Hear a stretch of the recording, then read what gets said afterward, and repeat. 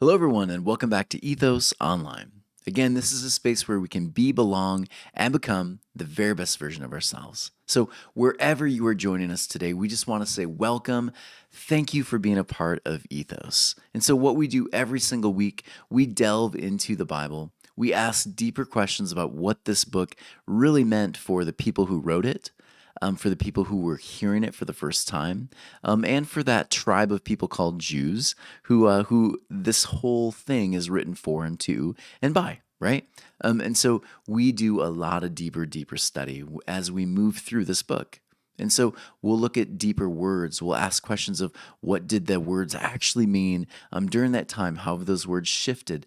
We'll look at rabbinic studies of like what did all the authors and the most masterful rabbis of the time, what did they say about it? And so we do all this deep study so that you can have a deeper understanding and then learn to make this relevant for today. So we do all of that. And again, we just want to say welcome for joining. Thank you for being here. We're just excited to have you. So today, we're going to continue moving through the book of Genesis. And so, again, we do this every week, but just a reminder, Genesis was never a book. For someone joining us for the first time today, it was not a book that was written to be a history book, a literal perfectly set dates, right? It wasn't about these exact names, dates, places. It wasn't a history book. These ancient tribes, they were not writing history books, right? They were telling stories. And these stories, these deeper metaphorical stories, these epic fish tales, these stories had deep meaning for the tribe because inside of every one of these stories were their values, their traditions, their rituals, what it meant to be a Babylonian, Egyptian, a Hebrew. And so when we delve into this book, Genesis, we understand it's part of a larger whole. Genesis, Exodus, Leviticus, Numbers, Deuteronomy, it's part of a larger collection of pieces that were all intended to help a group of people who were in Babylonian captivity. They were asking themselves, what do we do with assimilation? Do we assimilate with that tribe there in 587 BC, Babylon, or do we choose to hold fast to what we believe? Choose to be a monotheistic group rather than a polytheistic one? Do we hold on to what it means to be a Hebrew? And so what they did is they said, we are going to keep Jewish kosher, right? That's what they did. And so they held on to those beliefs, the traditions, the rituals. And so when we read it, we remember Torah is a response to the fears of assimilation. And whenever we read characters, stories, whatever, we understand every single time we read about Abraham, Noah, Moses, we understand that those individuals are going to teach the readers, the listeners, they're going to teach them who Israel is and who they aren't. And so that is the deeper way we study this book. So today, we're going to delve into chapter 27, verses 2 through 29. Last week, we only covered verse 1, right? There was some depth there. But today, we're going to move through the whole story because it's one that I think we've all heard before. So as we do, we're going to step into it, but I want to give you a little bit of context because the context of the story, it's one a lot of people don't understand. And so for me, I took a lot of time, a lot of energy to understand what the rabbis, the Jewish people, understood about the story.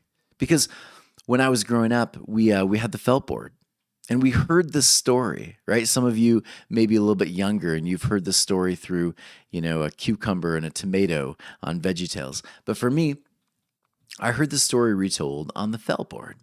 And I remember hearing the story, and the story seemed to have this meaning of like, hey, you shouldn't deceive people. But if you deceive people, God can still work things out, right? That was the story I remember hearing and thinking, well, that's a weird thing, right? This individual, Jacob, he kind of lies, but his mom told him to lie and he obeys and things work out. It's a very strange story, especially if you're viewing the Bible as like a moral story that is going to give you ideas about objective morality, all those things. But there's something deeper here. For the Jewish people, the Hebrews, they understood Jacob and Esau, these two brothers, they're often understood in a really interesting way. So let me show you. Jacob One writer says this: Jacob, who dwelt in tents, spent his days in the house of study, quiet, thoughtful, settled, orderly, and well integrated. Jacob, not Esau, understood intuitively the dignity of the birthright and the spiritual implications of his father's blessing. He strove to protect the future of Judaism and Jewish life, even if it meant deceiving his father and brother. Yeah, that's an interesting take on him. And again, the brother who is in the tent is the one that, again, is the one that's studying Torah, right? So when they read this as a Jewish person, they immediately connect. He's a Torah follower. He's the thoughtful one. He studies. He wants to be a part of the blessing. That's what's going on if you're a Jewish person and you're reading Jacob and Esau. Now, conversely, Esau is an interesting one. The same author says this: Esau despised the birthright and that he should have understood as sacred. So get this from the get-go. I'll read the rest in a minute. Esau does not understand the sacred. Esau doesn't understand the holy, right? To be a Hebrew is to be aware of the divine everywhere you go. And so Jacob is the one that seems to be aware of the divine. Yet Esau is the one that misses it, right? He's unaware. Rather, Esau's belly was his God, and his yearning was material. Incapable of deferring hunger, he sacrificed eternity and sated himself with nothing more than a pot of stew. Interesting, right? So Esau and Jacob, they are different ways Israel viewed themselves. And so one is simply take, eat, miss the divinity in things, right? Miss the holy. Whereas the other was finding the sacred, right? Jacob is the one that finds the sacred, looks for the sacred, carries on Judaism everywhere he goes, right? This was the idea. So two very different ways of living in the world. And so these ancient prophets, they understood this whole concept. And so they play it out, they kind of tease it out here, right? So one of them is like the higher self, one of them is the lower self. One writer says this: the twins are really the beautiful light and darkness that we Jews embody from day to day. Interesting, right? So you had two different ways of understanding holy, two different ways of viewing the world, Israel, but then also deeper, more human way of viewing it. One is the higher self, one is the lower self. To whichever side we feed is the side that will either waste the blessing of life or multiply it. Isn't this good? We just started. There is such heavy stuff in this story. And when you understand it from this perspective, a very Jewish perspective, the whole thing pops. This story can actually be applied to your life rather than just be a cute story. For Israel, they didn't read just a cute Bible story, a confusing Bible story at that.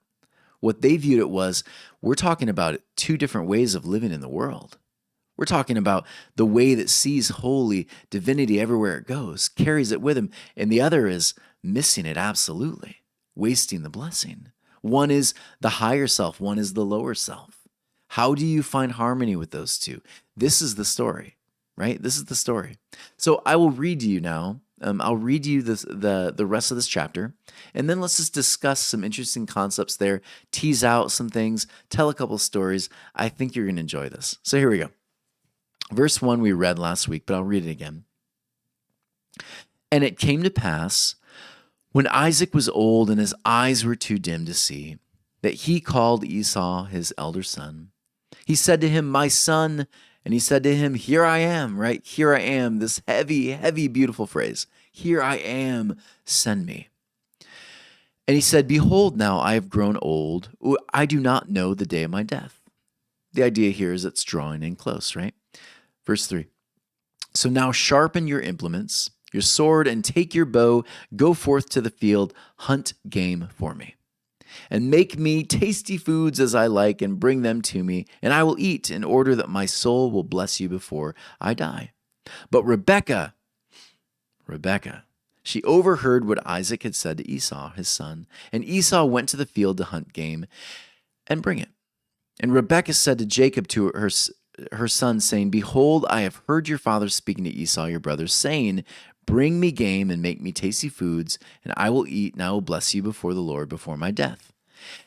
And now, my son, hearken my voice to what I am commanding you. Now go to the flock, take for me 2 choice kids, that would be goats, and will make them tasty foods for your father as he likes. And you shall bring them to your father that he may eat, in order that he bless you before his death. So there's like the twist, right? The interesting plot twist. And Jacob said to Rebekah, his mother, Behold, my brother Esau is a hairy man, whereas I am a smooth man, right? Perhaps my father will touch me, and I will appear to him as a deceiver, and I will bring upon myself a curse and not a blessing. And his mother said to him, On me is your curse, my son. Only hearken to my voice and go, take them for me. So he went, and he took, and he brought them to his mother, and his mother made tasty foods as his father liked. And Rebekah took the costly garment of Esau, her elder son, with her in her house, and she dressed Jacob, her younger son. And the hides of the kids she put on his hands and on the smoothness of the neck. And she gave the tasty foods and the bread that she had made into the hand of Jacob, her son. And he came to him, to his father, and said, My father, he said, Here I am. Who are you, my son? And Jacob said to his father, I am Esau, your firstborn. I have done as you have spoken to me. Please rise, sit and eat my game, so that your soul will bless me.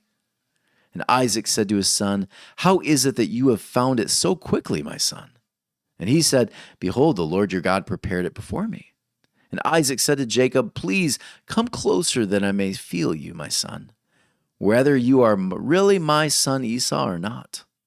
So Jacob drew near to Isaac, his father, and felt him. And he said, The voice is the voice of Jacob, but the hands are the hands of Esau. And he did not recognize him because his hands were hairy like the hands of his brother Esau. And he blessed him. And he said, You are indeed my son Esau? And he said, I am. And he said, Serve it to me, that I may eat the game of my son, so that the soul will bless you. And he served him, and he ate, and he brought him wine, and he drank. And the father Isaac said to him, Please come closer, kiss me, my son. He came closer, kissed, and he smelled the fragrance of his garments, and he blessed him and said, Behold, the fragrance of my son is like the fragrance of a field which the Lord has blessed. And may the Lord God give you the dew of the heavens and of the fatness of the earth and the abundance of grain and wine.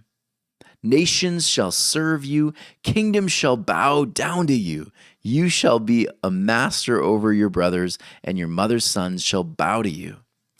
Those who curse you shall be cursed. Those who bless you shall be blessed. That's an earful today, but let's move through it. So here we go. Notice this. Verse 3. So now sharpen your implements, right? So the father says, Son, I'm going to bless you. I'm going to do this thing. Go sharpen your sword. Take your bow. Go to the field. Do your thing. Now, remember, ancient tradition, this is what they do, right? The men carry on the tradition. The men carry on the namesake of the community. I've had many women say, man, the Bible's just kind of boring. It's very patriarchal. Yeah, that would be the time period that they lived in, right? It's not a knock on saying women should not be able to vote, should not hold offices in church. No, the idea here is that back then, the men carried on the traditions of their tribe. Hunters during ancient tribes, they would carry on traditions. They would carry on lineage, right? They would choose the largest, strongest men to do the thing, which is why, again, Esau is the one that would seem to be the one chosen, right? He's hairy, he's gruff, he's strong, he's going to carry on the name. This is the idea. This is why Esau, of course, would choose him over Jacob, and plus he's also the firstborn. The firstborn typically was given the blessing, right? So there's a lot of interesting ideas here historically. When you get it, though, it makes sense. Moving on, verse 4, and make me tasty foods as I like, and bring them to me, and I will eat, in order that my soul will bless you before I die. Again, here's the idea here, the sustenance, right? You will get the blessing that's going to sustain life. Now, Was this literal or not? Did they actually give blessings? Did those blessings actually go on and mean that you're literally going to have an abundance because all he did was do this special prayer over you? Well, no. Right? We know that's not reality. But the beauty of this is that the Father says to the Son, everything I have is yours. Right? Everything I give you, everything I have built is now yours. I give this to you. And the expectation is that you would take it and you would multiply it. Right? Jesus speaks often about taking the gift, right? Taking the inheritance, taking the gift, taking the money, and multiplying the thing. You were not expected to just blow it.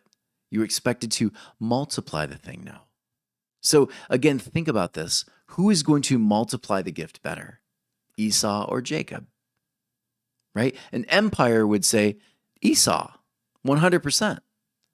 The Jewish community was saying, no. We kind of think Jacob. We kind of think Jacob is going to be the one that's smart enough, that's dedicated enough, that's ruddy enough, right? Jacob is going to be the one that's going to multiply the gift.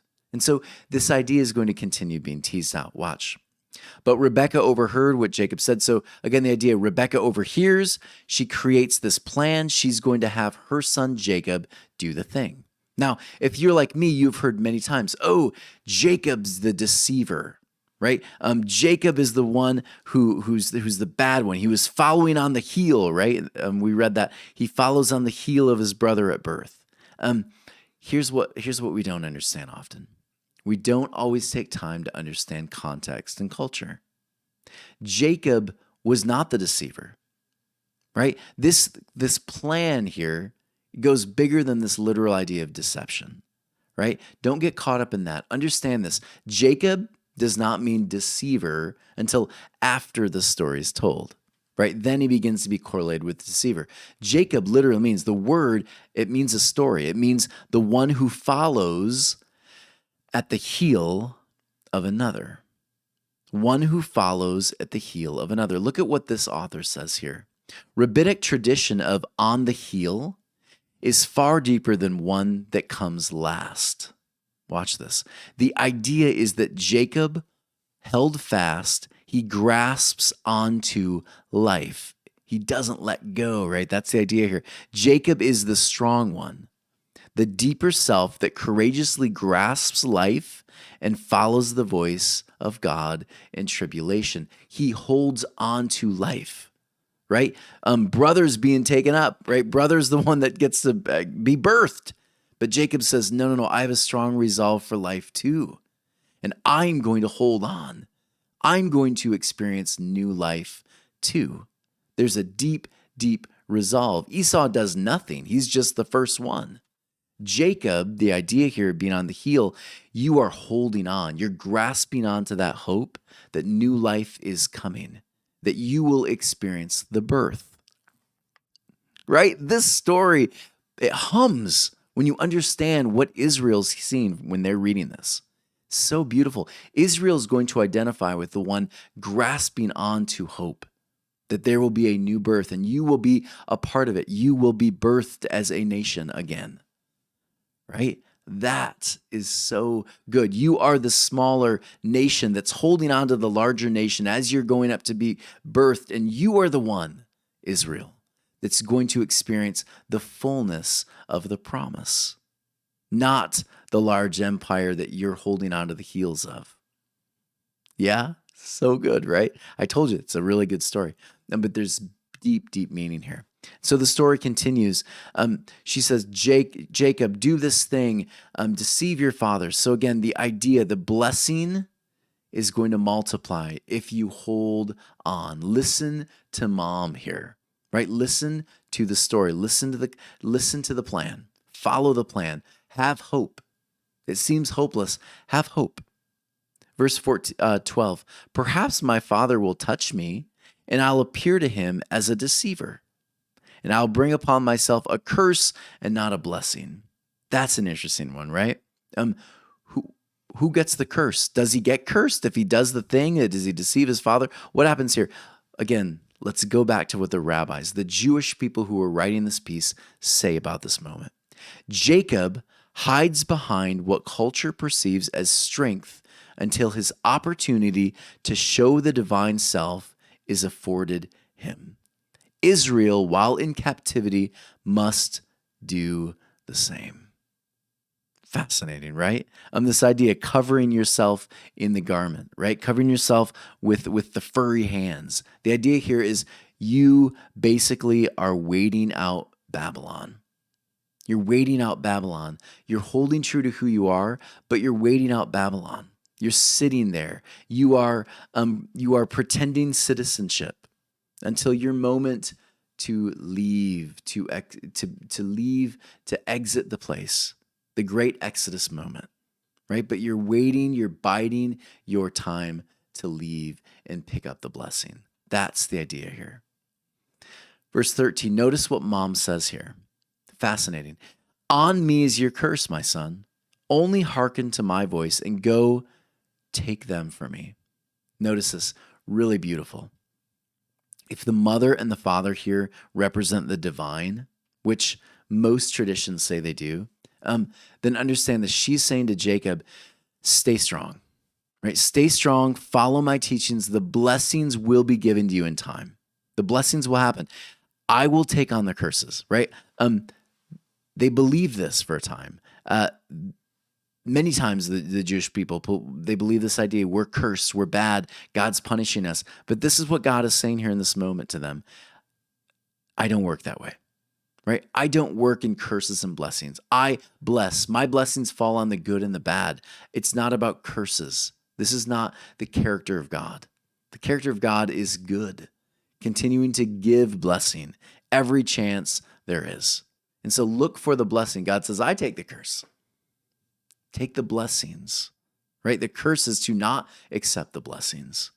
That's the idea here. Follow my plan, Jacob. Follow the plan, and you will experience blessings. You are actually the stronger one, Jacob. Just hold on, follow the plan. And I know some of you are listening to this and you're like, I have never heard the Jacob and Esau story like this before. Yeah, because we didn't take time to delve into what the actual writers of that day meant when they wrote it. But when we do, again, the whole thing begins to make sense. Verse 20, Isaac said to his son, as they move through, right, he goes to his father's side, because the Lord your God prepared it for me. I love this. Isaac says to him, how is that you found this so quickly? Jacob's response, because the Lord God prepared it for me. Notice this. Right? God prepared a way. God prepares a way. That's the idea here in the story. When it's hopeless, you're grasping onto the heel. You're doing your very best to hold on to hope. God provides a way. And here's the thing. It's always a little crazy, right? That's the crux of it. It's not the normal way. It's not the way you would have expected it to happen. Right? How many times have we said that? I just wish things were a little bit easier. I wish this plan was a little more simple, God. Right? I wish that things would have just gone this way instead of that way. But over and over again, Israel's learning this plan is not usually the easiest. It's often takes some interesting routes here and there. It's usually unexpected. That's the way of the divine. And this is why we have these stories. You'll see these pictures here. Moses, right? Unlikely hero. David, Goliath, Daniel in a lion's den. Joseph, the youngest son, who then becomes Pharaoh someday. Interesting plot twist, right? You have Elijah with the ravens. So many interesting stories. God's way is there's always this interesting shift and twist, isn't there? The divine way is not always the clearest way. It's not always the easiest path. And we know that. One of my favorite verses that I've come to absolutely love is found in Psalm 77. It's at the very end of the chapter. It says this, after crying out to God, after saying, where are you? Right? We are struggling. Where are you? My eyes feel like they've been closed shut. I can't even open them anymore. I'm in so much pain, so much tribulation. At the very end, he stops and he says, this, your way is in the sea, and your path in the great waters, and your footsteps, though your footsteps were not known. I love this idea. It was not easy. And sometimes I couldn't see where the footsteps were. I didn't know where to go. But your way was there the whole time.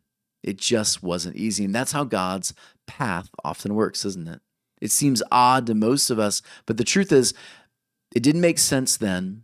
But when you look back, you begin to say, things kind of had a way of working out, didn't they? That higher self emerged at some point. You experienced an exodus from the thing that was painful. Oftentimes, our stories, I would argue, are just like that. When we are learning to walk with God, when we are learning to hold on to hope in the middle of all of that pain, tribulation, brokenness, when we hold on to hope, when we grasp at the heel, good things will come. But usually they come in unexpected ways. One of my favorite stories, a friend of mine in Michigan, he used to tell the story all the time. And it's funny because I remember hearing the story, and then at a youth rally a while ago, a long time ago, I remember seeing this guy get up and he told the story. It was his story there in Grand Rapids, Michigan. I got to hear the story told from the actual person it happened to. Here's what happened. This individual, he was shopping at the grocery store. Simple night out. As he's there at the grocery store, and again, I have not had these moments happen to the extreme he has, but I've had simple ones. And I think you have too. But for him, he's at the grocery store. He feels impressed to buy milk. Milk, right? Here's the funny thing about the guy. He was lactose intolerant. But he felt really impressed. He needed to get milk. He said he walked by that aisle 3 or 4 times. And he just had this deep impression in his mind. I think I need to buy milk. I don't know why I need to buy milk. And he started thinking, like, maybe there's a cat that I'm going to see outside that needs milk. I have no idea. Why do I feel impressed to buy milk? Why is this stuck in my mind? So he grabs milk and his other belongings. He goes through the checkout line. He's waiting to see, is something going to happen or not? He didn't know. He didn't see anything. He gets the milk. Okay. He gets milk. As he's going through the checkout line, he's looking. Nothing. Okay. He gets the milk. He goes to his car. He gets in the car and he begins to think, nothing happened. Am I going crazy? I got all this milk. I'm lactose intolerant. What do I do with it? It's whole milk. What do I do with this? He's sitting in his car and he says a prayer. He says, God, I feel like I was supposed to buy milk. And maybe I'm just going crazy. Maybe it was something I ate. Am I supposed to do something with this milk? Nothing. Doesn't get this answer in the sky. Nothing. Okay. So he starts driving home. But as he's driving home, he feels very impressed. Usually he'd turn right to go toward his home. He feels this impression to keep going straight. He said he decided that night, I'm going to follow these impressions. I'm going to see where they lead. He said he kept going down this road further and further until he got into some pretty sketchy neighborhoods. He said he was praying the whole time. As he's going through this really crazy story, and again, I struggled to believe this until I heard it from the guy's mouth himself. He said he drove for 30 minutes in a direction he'd never gone, really, this far into the inner city. He said he got to this cul-de-sac. And now he's like, okay, I'm at a cul-de-sac. What do I do next?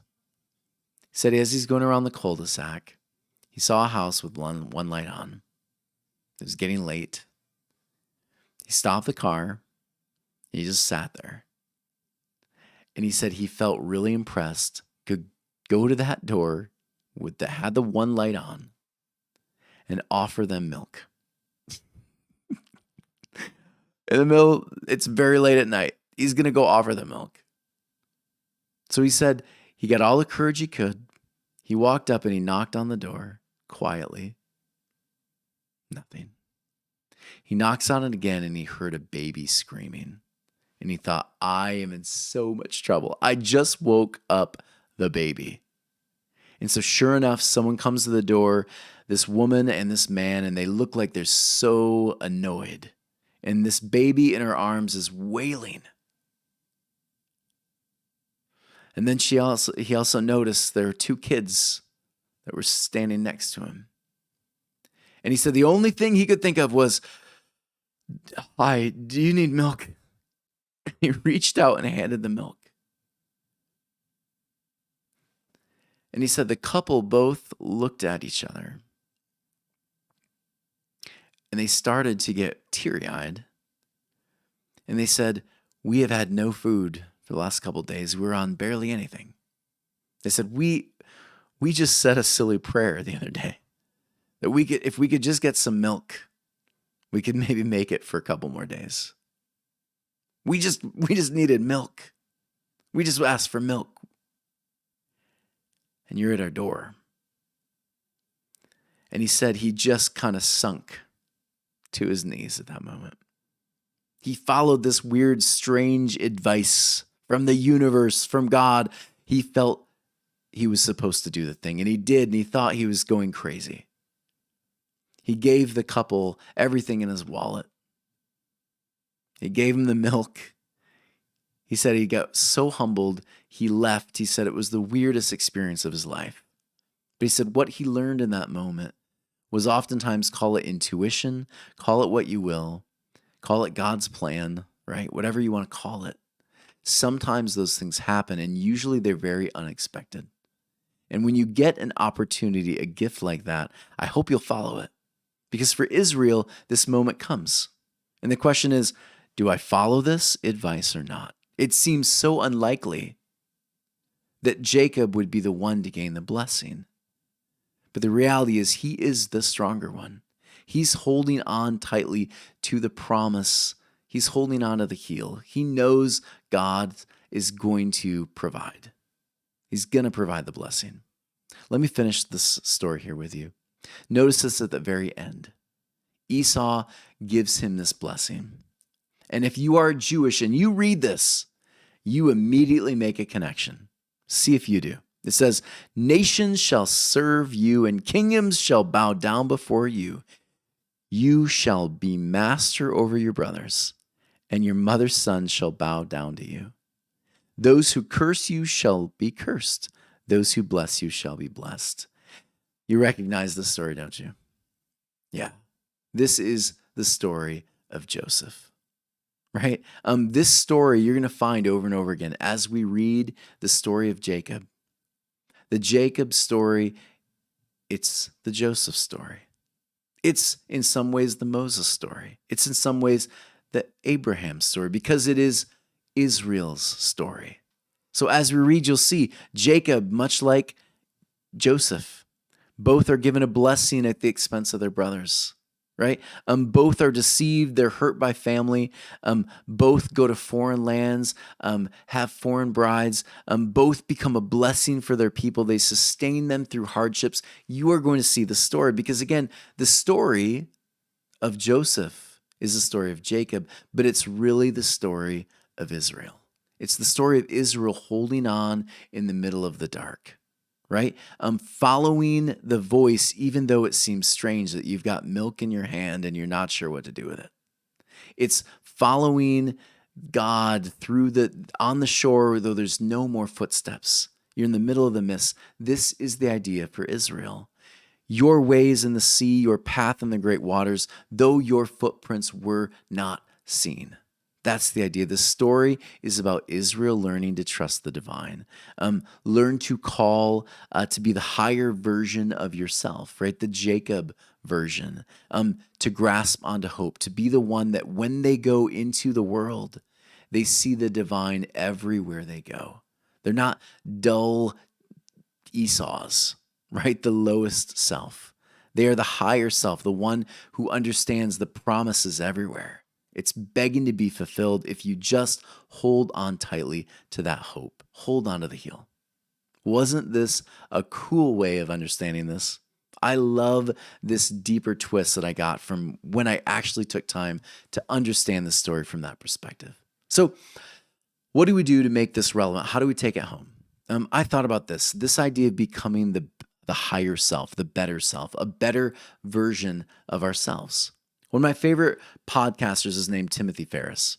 And Tim Ferriss gives great advice about how to do this. And so I thought today, let me share with you some really relevant, beautiful ways from Tim Ferriss himself, how to find the better version of ourselves and start living it. So here are a couple of his ideas I wanted to share with you that you might want to practice today to be the Jacob version instead of the Esau. So number one, use a 10-year test. I think this is so cool what Ferriss does. Basically, when you run into tough situations, instead of like panicking, ask yourself maybe, will this matter in 10 days? Will it matter in 10 months? Will it matter in 10 years? Chances are it's not going to. So don't sweat it. I think this is such a cool, and I want to live this daily. Will this matter in 10 years? Answer, 99% of the time, probably not. Yeah, probably not. Number two, learn something new every day. This is something Ferriss is famous for. If you could improve yourself every single day, just a little bit, take time, ask how a light bulb works, learn something new, whatever it is, you will see dramatic changes in yourself over time. It's actually scientific, right? We know this happens when you engage that brain and you ask deeper questions and you learn every day, something powerful happens in you. Number three, work out in the mornings. I'm doing this. I wake up at 5 every morning except the weekends. And what I've been doing is I'm training my body every day to just get up and do the hard thing. And what I'm finding is Timothy Ferriss' words are true. Your energy gets boosted. You're able to rest better later on that day. When you do this, you set a tone for the day. And so for me, I'm learning if I can do this in the morning, the tone of my day is set. It's so good. Number four, practice gratitude. We talk a lot about this. But learning to step forward, say, wow, I have a lot to be grateful for. There's so many good things around me. I'm so grateful for this and this and this. And when you live in gratitude, you don't spend so much time in negativity, do you? Yeah. Number five, build a feel-good crew. Those are his words. A feel-good community. Spend time away from toxic people, right? Be around people that bring out the very best in you. Those are the people that are going to help you grow the most. The toxicity, negativity, those are the ones we spend less time with. We want a good, feel-good crew. I think that's a great idea. Lastly, have a bias toward experimenting. Thomas Jefferson, Benjamin Franklin, all of these founders, they all understood this. These were Renaissance men. They constantly had ideas and they tried them. They were asking questions of everything, whether it was a bias they had or how things work, always asking questions of everything around you, experimenting with things, try new things. That keeps us healthy, youthful, constantly moving forward. That becomes a very good version of ourselves. So I would love to hear from you. If you try any of these, if you begin to notice changes in yourself, if you begin to see, I am more Jacob this month than Esau, right? I'm the higher version of myself than the lower. Let me know. I'd love to hear back from you. So as always, please consider donating ethos-church.org/donate. We're a tax-deductible donation. We do a lot of work to make these videos happen. And so please consider sharing these, sharing those resources to continue helping it. It would be so helpful for us. We do a lot of work here. We'd love to have you join us at Ethos Living Rooms. And as always, hit that subscribe button, share these videos. We want to continue growing our YouTube channel as other resources continue to grow as well. So everyone take care, and we'll see you next week.